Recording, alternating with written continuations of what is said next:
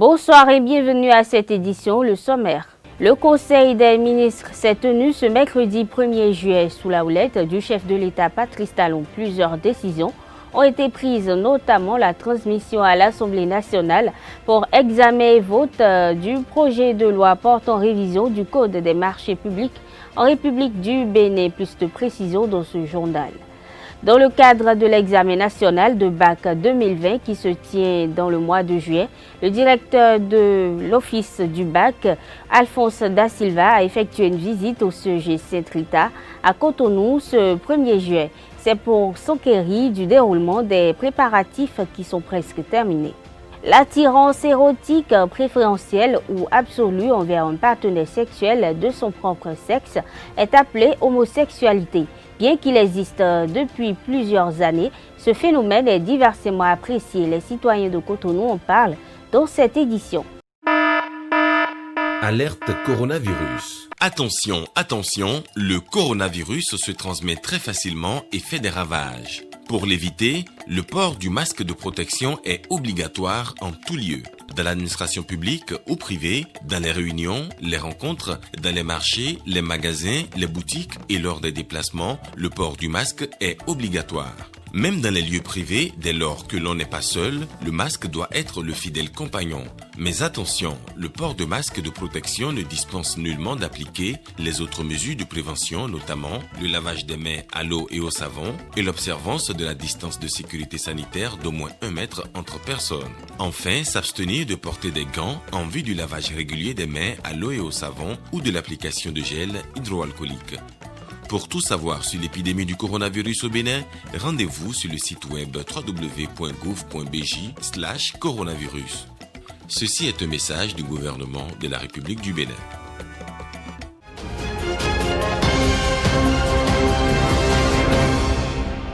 À nouveau, bonsoir. Les membres du gouvernement ont tenu le Conseil des ministres ce jour. Voici les grandes décisions issues de ce conclave. Au titre des mesures normatives, transmission à l'Assemblée nationale pour examen et vote du projet de loi portant conditions de création, mission, organisation et fonctionnement des organisations interprofessionnelles agricoles en République du Bénin. Transmission à l'Assemblée nationale pour examen et vote du projet de loi portant révision de la loi numéro 2017-04 du 19 octobre 2017 relatif au Code des marchés publics en République du Bénin. En communication, le Conseil a décidé de l'acquisition de lecteurs de cartes électroniques dans le cadre de la généralisation du projet d'assurance pour le renforcement du capital humain Arche, renforcement des mesures de protection civile contre les inondations de l'année 2020, homologation des prix de cession des intrants et d'achat de coton-graines aux producteurs au titre de la campagne cotonnière 2020-2021. Et en ce qui concerne les mesures individuelles, il y a nomination du directeur financier à la Caisse des dépôts et conciliations du Bénin.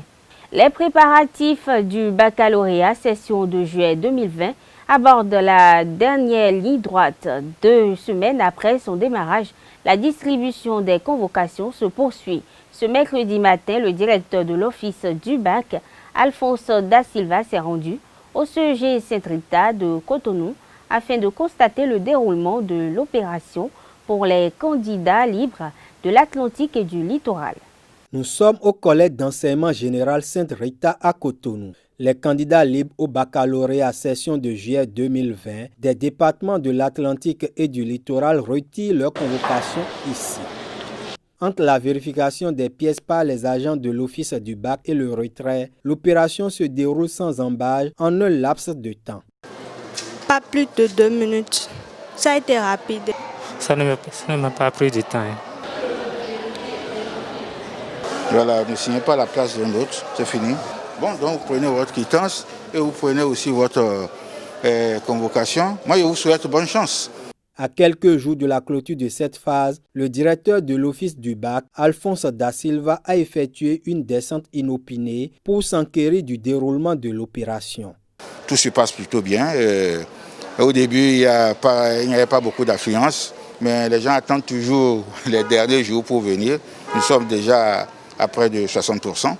Bon, je pense que d'ici la semaine prochaine, on va faire le point. La convocation étant le principal sésame pour accéder au centre de composition, tout candidat officiel comme libre devrait la retirer le plus tôt que possible afin de corriger les éventuelles erreurs. Que je tiens à leur dire, c'est qu'ils viennent vite après leur retirer les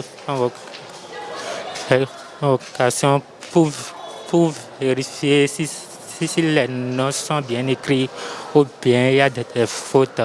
Ah oui, il y a un risque. Ce n'est pas parce que c'est des candidats libres qu'ils doivent prendre la liberté de venir quand ils veulent. Non, il y a un délai et nous avons par des communiqués déjà et par votre entremise aussi. Nous voulons leur dire de venir chercher leur convocation parce que c'est en ligne maintenant. Donc c'est eux qui remplissent, qui signent. Leurs parents signent. Enfin, pour ce qui concerne les candidats officiels, mais pour les candidats libres aussi, ils viennent chercher les convocations. Le directeur de l'office du BAC a saisi l'occasion pour rassurer les candidats sur les dispositions prises pour l'accessibilité au centre après les dernières pluies et pour la sécurité sanitaire contre la COVID-19. La saison pluvieuse, c'est surtout en juin. Je pense que nous allons vers une décroissance de l'affluence fluviale. Bon, mais nous allons voir d'ici la semaine prochaine quelle sera la situation et nous prendrons les mesures idoines pour que les candidats puissent composer dans de meilleures conditions. En place des dispositifs barrières contre le Covid-19, tout est fin prêt pour cela. Les épreuves écrites du bac session de juillet 2020 démarrent le 20 juillet prochain. Depuis quelques semaines, de fortes pluies s'abattent sur Cotonou et environ, une situation qui soumet les populations à une dure épreuve, celle de l'inondation. Des images sont captées dans la foulée et diffusées sur les réseaux sociaux. Certains prétendent que ces inondations constituent la résultante de l'asphaltage. Une thèse que réfute Clément Yonoufou, ingénieur des travaux publics à la retraite et ancien maire de Dangbo. Je vous invite à suivre son argumentaire sur le sujet au micro d'Abdelkader Achirou. Les photos que nous avons vues, les images que nous avons vues, c'est des images qui ont été prises en pleine pluie. C'est vrai, il y a beaucoup d'eau là où il n'y avait pas d'eau d'habitude. Ça veut dire qu'il y a quelque chose qui ne va pas. Et ce qui ne va pas, c'est certainement un couac dans le projet. Parce que l'eau, on ne s'oppose pas à l'eau. Si les gens n'ont pas pu faire la coordination correcte entre la ligne rouge, c'est-à-dire le niveau que les routes doivent avoir à tous les niveaux, à tous les points, si on n'a pas pu faire la bonne coordination entre la ligne rouge et le terrain naturel et l'écoulement naturel de l'eau, il y a problème. Et c'est le lieu de corriger. Puisque le projet est encore en cours, c'est le lieu de pouvoir corriger. Je pense qu'on ne doit pas jeter la pierre au projet asphaltage qui est en train de moderniser partout. Quand moi j'arrive à Porto-Novo actuellement, je suis vraiment sidéré, agréablement content. Même à Cotonou ici, il y a plein de zones où vous voyez la route est en train de se développer partout. Et d'ici là, nous allons apprécier. Maintenant, si les gens n'ont pas fait une bonne coordination topographique avec l'écoulement naturel de l'eau, il faudrait que les gens corrigent ça. Et je pense que le ministre qui est en charge de ça, le ministre Nato, doit savoir que les critiques qui fusent à cause des nappes d'eau qu'on trouve, puisque moi je n'appelle pas ça inondation. On parle de l'inondation quand, après la pluie, l'eau reste pendant des jours. L'inondation, c'est quand l'eau stagne, ça ne peut plus bouger. Est-ce que l'eau que nous avons vue, ça a déjà stagné? Je n'en sais rien. Je ne dis pas qu'il n'y en a pas. Mais ce que moi j'ai vu dans les vidéos que j'ai vues, c'est que les gens ont pris des photos, des vidéos en pleine pluie. En principe, quand on parle d'asphaltage, ce devrait être non seulement pour une bonne mobilité des personnes et des biens, mais également et surtout une solution pour l'inondation. Parce que quand on dit route, c'est suivi immédiatement de l'évacuation de l'eau. Donc il doit y avoir des caniveaux un peu partout, des ouvrages d'évacuation d'eau qui doivent pouvoir acheminer l'eau vers les points bas. Donc, en principe, l'asphaltage ne doit pas causer l'inondation. L'asphaltage devrait être une solution à l'inondation. Et je voudrais profiter pour dire ceci. Est-ce que le programme asphaltage a été bien mûri en synergie avec le programme d'assainissement de Cotonou? Puisqu'il y a un programme d'assainissement de Cotonou.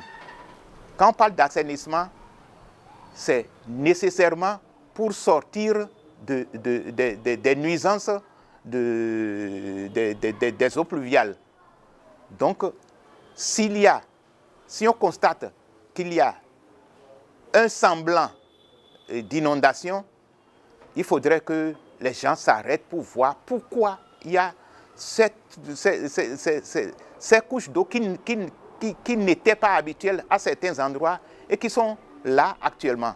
Donc ça veut dire que quelque part, les routes qu'on est en train de construire, il y a quelque part des choses qu'il faut corriger pour que l'eau puisse passer. Il faut nécessairement le faire.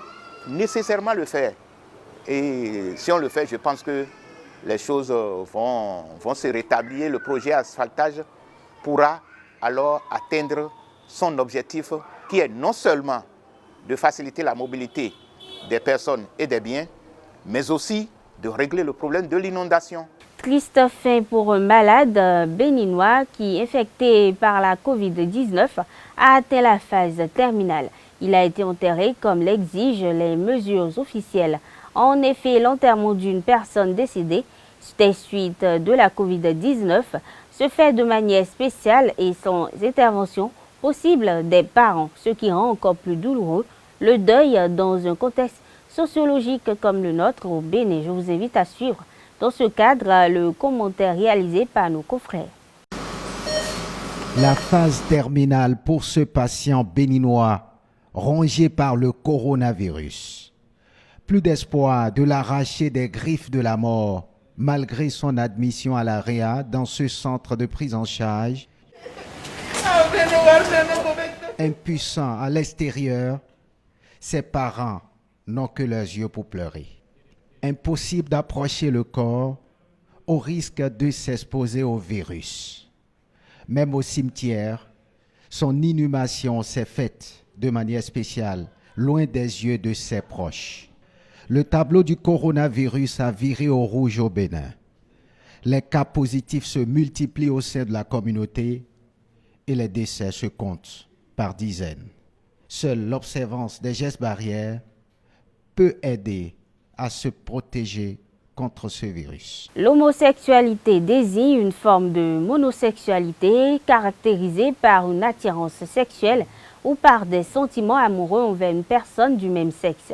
Ce phénomène, qui fait partie de la sexualité humaine, se développe davantage. Certains États du monde adoptent même des lois pour sa légitimité. Quelques Béninois rencontrés à Cotonou aujourd'hui dénoncent ou condamnent cette pratique. Au micro de Jean-Didier Seka et de Mounir Dorego. Retrouver mon plaisir sexuel dans un garçon comme moi, comment ils font ça même? Comment ça peut se faire? Je ne conçois pas ça. L'homosexualité, je pense que ce n'est pas une bonne chose. Il y a certains pays qui ont déjà autorisé cette loi et qui permettent aux homosexuels de se marier. Mais en Afrique, on n'a pas accepté ça. Et je ne pense pas qu'un Africain puisse accepter que 2 femmes ou 2 hommes puissent se marier parce que ce n'est pas de nos traditions. Donc je ne pense pas que ce soit une bonne chose.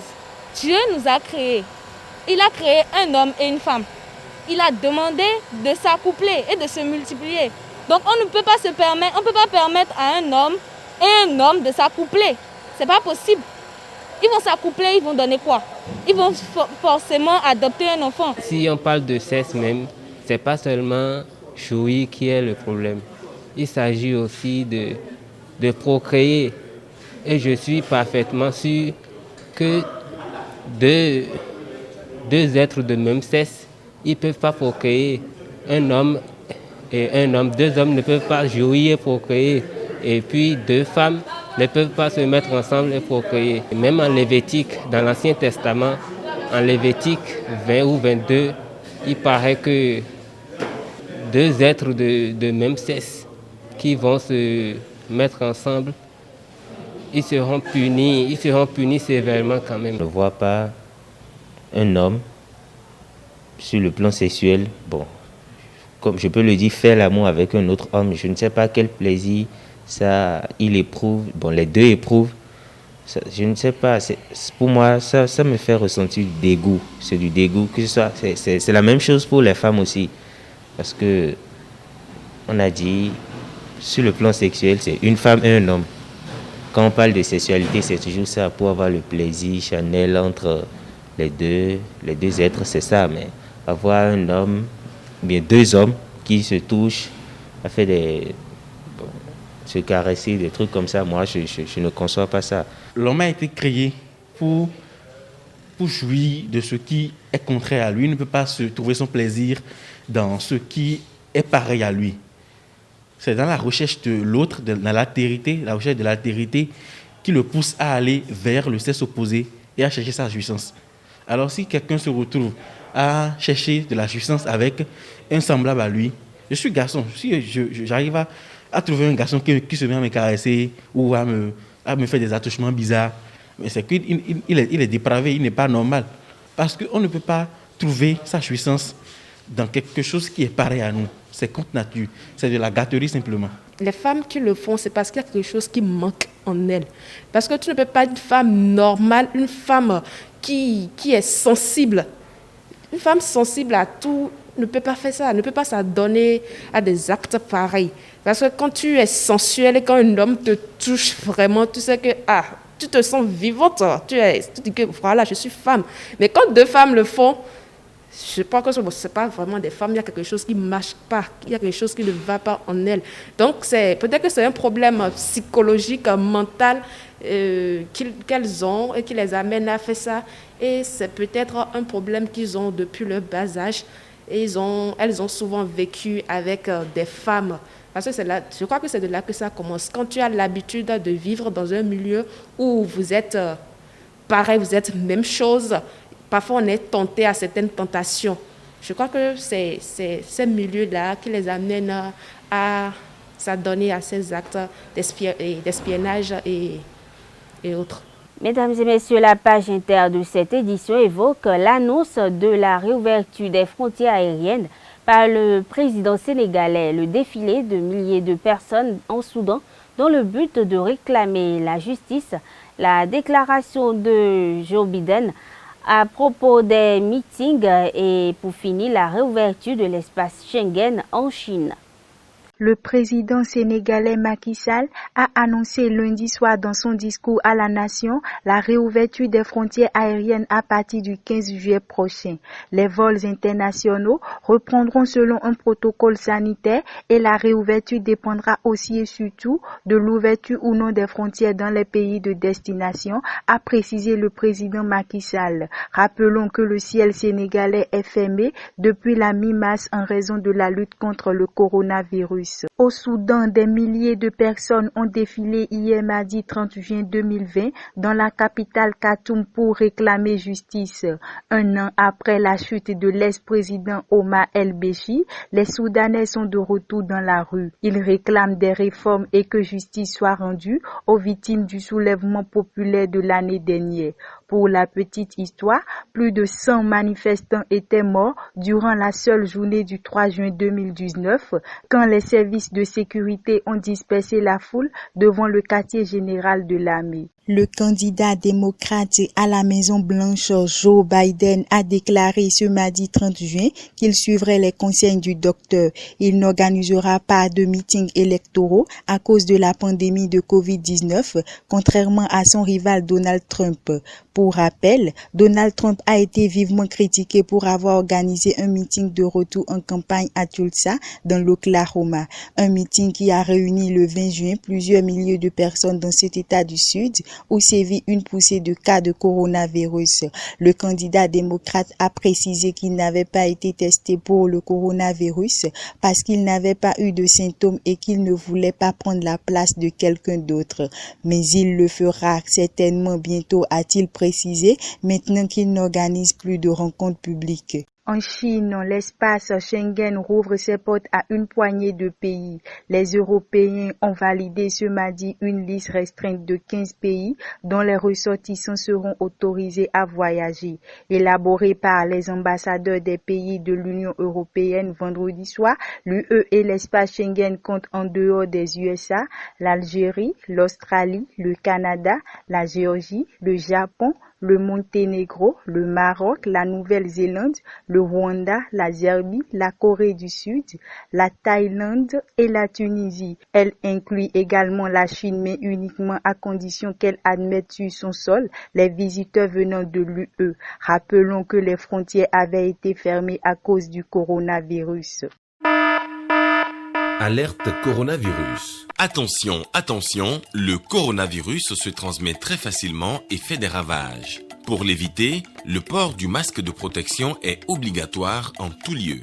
Dans l'administration publique ou privée, dans les réunions, les rencontres, dans les marchés, les magasins, les boutiques et lors des déplacements, le port du masque est obligatoire. Même dans les lieux privés, dès lors que l'on n'est pas seul, le masque doit être le fidèle compagnon. Mais attention, le port de masque de protection ne dispense nullement d'appliquer les autres mesures de prévention, notamment le lavage des mains à l'eau et au savon et l'observance de la distance de sécurité sanitaire d'au moins 1 mètre entre personnes. Enfin, s'abstenir de porter des gants en vue du lavage régulier des mains à l'eau et au savon ou de l'application de gel hydroalcoolique. Pour tout savoir sur l'épidémie du coronavirus au Bénin, rendez-vous sur le site web www.gouv.bj/coronavirus. Ceci est un message du gouvernement de la République du Bénin. C'est tout, mesdames et messieurs, pour cette édition. Merci d'être restés à nos côtés. À demain.